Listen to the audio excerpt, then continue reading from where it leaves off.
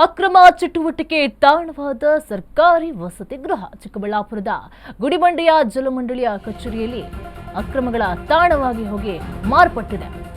ಅದು ನೋಡಿ, ಸರ್ಕಾರಿ ವಸತಿ ಗೃಹ ಅಕ್ರಮ ಚಟುವಟಿಕೆ ತಾಣವಾಗಿ ಹೋಗಿದೆ. ಹೇಳೋರಿಲ್ಲ ಕೇಳೋರಿಲ್ಲ. ಚಿಕ್ಕಬಳ್ಳಾಪುರದ ಗುಡಿಬಂಡೆಯ ಜಲಮಂಡಳಿಯ ಕಚೇರಿಯಲ್ಲಿ ಇಂತಹ ಕೆಲಸಗಳೆಲ್ಲ ನಡೀತಾ ಇದೆ. ಲಕ್ಷಾಂತರ ರೂಪಾಯಿ ವೆಚ್ಚದಲ್ಲಿ ಮನೆಗಳನ್ನು ನಿರ್ಮಾಣ ಮಾಡಿದ್ದಾರೆ.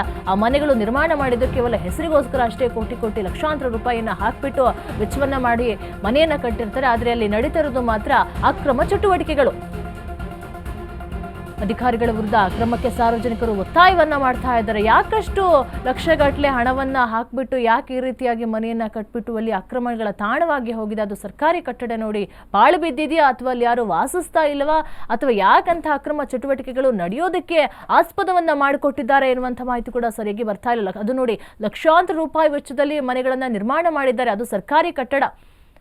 ಆದರೆ ಅದನ್ನು ಸರಿಯಾದ ರೀತಿಯಲ್ಲಿ ನಿರ್ವಹಣೆ ಮಾಡಬೇಕು. ಅಥವಾ ನಿರ್ವಹಣೆ ಮಾಡೋದಕ್ಕೆ ಅಲ್ಲಿ ಏನು ಪ್ರಾಬ್ಲಮ್ ಆಗಿದೆ ಅದನ್ನಾದರೂ ಹೇಳ್ಬೋದು. ಅಥವಾ ಅಲ್ಲಿ ಕುಡುಕರ ಅಡ್ಡಿ ಆಗಿ ಹೋಗಿದೆ ಅಥವಾ ಇನ್ನೇನು ಬೇರೆ ಬೇರೆ ಚಟುವಟಿಕೆಗಳು ನಡೆಯುತ್ತೆ ಅನ್ನೋದು ಕೂಡ ಗೊತ್ತಿಲ್ಲ. ಬಟ್ ಅಧಿಕಾರಿಗಳ ವಿರುದ್ಧ ಕ್ರಮಕ್ಕೆ ಸಾರ್ವಜನಿಕರು ಒತ್ತಾಯವನ್ನು ಕೂಡ ಮಾಡ್ತಾ ಇದ್ದಾರೆ. ನಿಮ್ಮನೇನು ಕೂಡ ಇದೇ ರೀತಿಯಾಗಿ ಮಾಡ್ತೀರಾ ಅಂತ ಹೇಳಿ ಕೂಡ ಪ್ರಶ್ನೆಯನ್ನು ಮಾಡ್ತಾ ಇದ್ದಾರೆ. ಇದ್ರ ಬಗ್ಗೆ ಹೆಚ್ಚಿನ ಮಾಹಿತಿ ಕೊಡ್ತಾರೆ ನಮ್ಮ ಪ್ರತಿನಿಧಿ ರಾಮು. ಚಿಕ್ಕಬಳ್ಳಾಪುರದಲ್ಲಿ ಒಂದು ಸಾರ್ವಜನಿಕ ಸರ್ಕಾರಿ ಕಟ್ಟಡದಲ್ಲಿ ಈ ರೀತಿಯಾಗಿ ಅಕ್ರಮ ಚಟುವಟಿಕೆಗಳು ನಡೀತಾ ಇದೆ. ಯಾಕೆ ಅಲ್ಲಿ ಸಮಸ್ಯೆ ಏನಾಗಿದೆ ಅಂತ ಹೇಳೋದು, ಪಾಳು ಬಿದ್ದಿದೆಯಾ ಅಥವಾ ಏನ್ ಕತೆ ಅಂತ?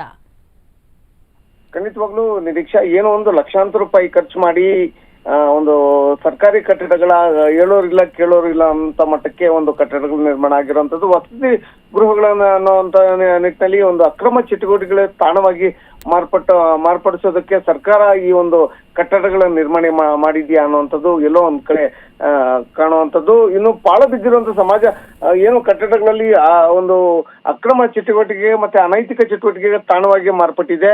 ಇನ್ನು ಇಲ್ಲಿಯ ತನಕ ಸಂಬಂಧಪಟ್ಟ ಅಧಿಕಾರಿಗಳಾಗ್ಲಿ ಸಂಬಂಧಪಟ್ಟ ವ್ಯಕ್ತಿಗಳಾಗ್ಲಿ ಇತ್ತ ಕಡೆ ಗಮನ ಹರಿಸೋದಿಲ್ಲ. ಮತ್ತೆ ಏನು ಅಧಿಕಾರಿಗಳ ನಿರ್ಲಕ್ಷ್ಯದಿಂದ ಸರ್ಕಾರಿ ಕಟ್ಟಡ ಗಬ್ಬೆದ್ದು ನಾರುವಂತ ಸ್ಥಿತಿಗೆ ಈ ಒಂದು ಕಟ್ಟಡಗಳ ನಿರ್ಮಾಣ ಆಗಿರುವಂತದ್ದು. ಮತ್ತೆ ಈ ಒಂದು ಆ ಜಾಗದಲ್ಲಿ ಎಲ್ಲಾ ಆಯಾಮಗಳಲ್ಲೂ ನೋಡೋದಾದ್ರೆ ಏನು ಪ್ರತಿಯೊಂದು ಚಟುವಟಿಕೆಗೂ ಅದೊಂದು ತಾಣವಾಗಿ ಮಾರ್ಪಟ್ಟಿರುವಂತದ್ದು. ಒಟ್ಟಾರೆಯಾಗಿ ಏನು ಸರ್ಕಾರಿ ಅಧಿಕಾರಿಗಳ ಬೇಜವಾಬ್ದಾರಿಯಾಗಿ ನಿರ್ಲಕ್ಷ್ಯಕ್ಕೆ ಒಂದು ಕಟ್ಟಡಗಳು ಒಂದು ವ್ಯರ್ಥವಾಗಿ ಪರಿಣಮಿಸಿರುವಂತದ್ದು. ಇನ್ನು ಜವಾಬ್ದಾರಿ ಯಾರದು ಮತ್ತೆ ಯಾವಾಗ ಏನಕ್ಕಾಗಿ ಅನ್ನುವಂಥದ್ದು ಈ ವಿಚಾರವಾಗಿ ಯಾರು ಕೂಡ ಇದಕ್ಕೆ ಸ್ಪಂದನೆ ನೀಡೋದಿಲ್ಲ. ಮತ್ತೆ ಈ ಒಂದು ವಿಚಾರಕ್ಕೆ ಸಂಬಂಧಪಟ್ಟ ಅಧಿಕಾರಿಗಳ ಪ್ರಶ್ನೆ ಮಾಡಿದ್ರು ಸಹಿತ ಯಾವುದೇ ಉತ್ತರ ಸಿಗ್ತಾ ಇಲ್ಲ ಅಂತಾನೆ ಹೇಳ್ಬೋದು Niriksha. Okay, thank you Ramu ನಿಮ್ಮೆಲ್ಲ ಮಾಹಿತಿಗಾಗಿ.